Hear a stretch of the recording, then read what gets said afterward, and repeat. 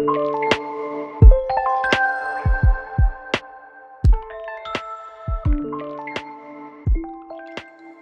first of all, it's a SaaS platform, I forgot to mention that. It's a software as a service platform, and we launch in North America, and we're going to Europe next. So the plan is in 2023 to go to Europe, but right now we're focusing on a homogenous market, the US. We have part of the team in the US and part of the team in Europe.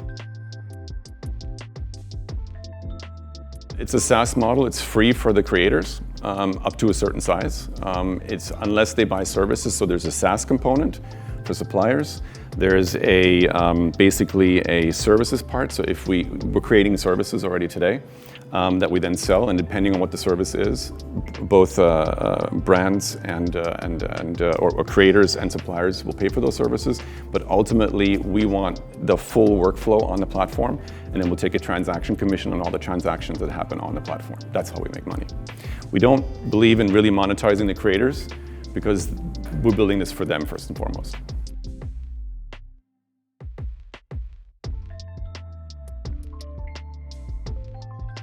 Yes, I think it's a great question. I get it all the time. The way that I answer it is, we're catering to the 50% of the market that are innovative. A lot of those brands are the ones that are really building sustainable products, that are building products that are, I heard a lot about, relevant skincare products that are customized and all that. We're building for those innovators. The social responsibility for us comes in enabling those companies to go to market better and faster. So we're not the product creators, we're a platform that allows those product creators to do that. Early on in our research phase, we were approached by a large company, I'm not going to mention the name, that is focused really on sustainability and on social responsibility, and they wanted to join the platform, but then they also in turn wanted us to not take ingredients from certain other companies. That's not a model that a startup can build to, because it's not. And later on, I can imagine we take a flavor of this platform. And by the way, what I didn't mention is we're building this for personal care right now. This is scalable to any other formulation-driven business, like the food industry, like home care, fuels and additives, lubricants. I mean, there's many other chemical verticals that this can be scaled to. But to your point, we couldn't take that company on because it would really significantly limit our ability to go to market.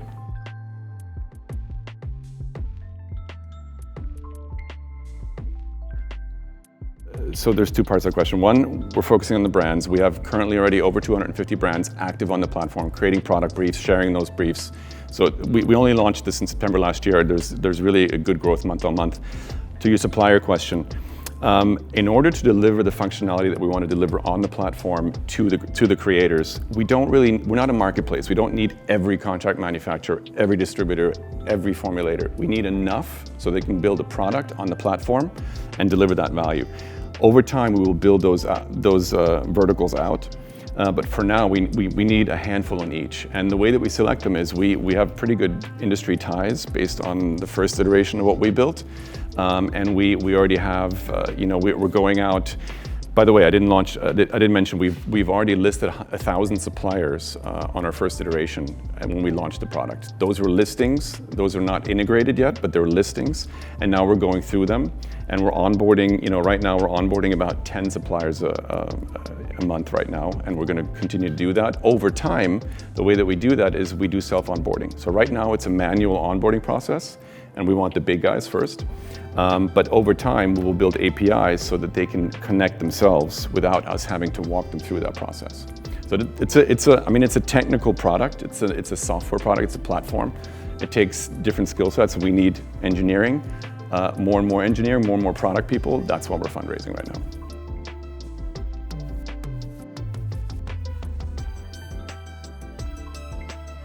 Price is always a nice anything that gets digitized has that piece of the price coming down as well. That's the nature of the beast. There is the way that it works is when you have your brief and you go out to, let's say, a large contract manufacturer, they always will get a request for quote, and they can bid on it. They will not see what their competitors are doing, but they will decide if they want to bid on this or not, because there's a pricing expectation on the creator side.